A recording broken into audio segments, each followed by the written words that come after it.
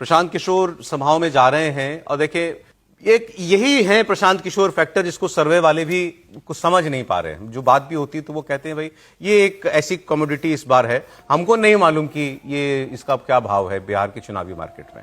लेकिन एक बात सही है, भीड़ आ रही है इनकी सभाओं में, कोई माने ना माने। तस्वीर कल भी मैंने आपको दिखाई थी, आज की तस्वीर बता रहे हैं हम, एक सभा की जगह भी बता दूंगा आपको। अभी देखिए क्या भीड़ दिखाई दे रही है। अररिया हो या मधेपुरा हो, प्रशांत किशोर जहां जा रहे हैं लोग सुनने के लिए आ रहे हैं। ये मधेपुरा की तस्वीर है। मधेपुरा किसका सर? रोम पोप का और मधेपुरा गोप। ये वो गोप यादव और लालू यादव की पप्पू यादव लड़ाई वाली जमीन, वहाँ पप्पू यादव वाला वहां देख लीजिए मंडल जी का भीड़ आप जरा प्रशांत किशोर के लिए।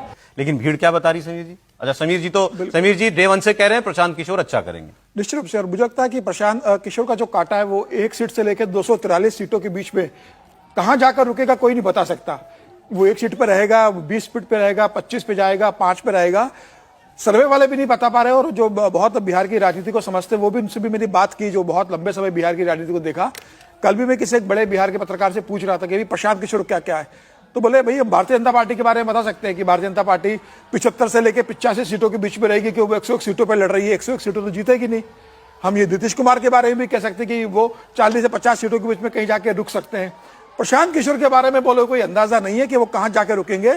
भीड़ उनके साथ बहुत आ रही है, लोगों को एक विकल्प मिला है। अब उनके ऊपर तो कोई हमला करने की स्थिति में भी नहीं है।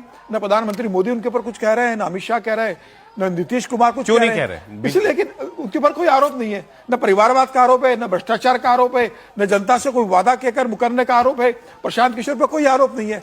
और इसी कारण प्रशांत किशोर इस समय खुलकर राजनीति कर रहे हैं। और जिस तरीके से उन्होंने भारतीय जनता पार्टी के तमाम बड़े नेताओं पर खुलकर पत्रकार वार्ता लेकर आरोप लगाए, उसके बाद भी सिर्फ वो एक ही बात कहते हैं कि भाई इन्होंने नेताओं से पैसा लेकर चुनाव लड़ रहे हैं।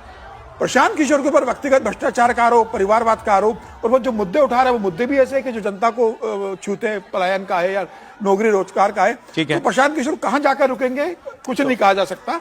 मेरा आकलन है कि बेहतर करेंगे। स्कूल का बस्ता छाप पर बटन दबाएं, जन सुराज को विजयी बनाएं।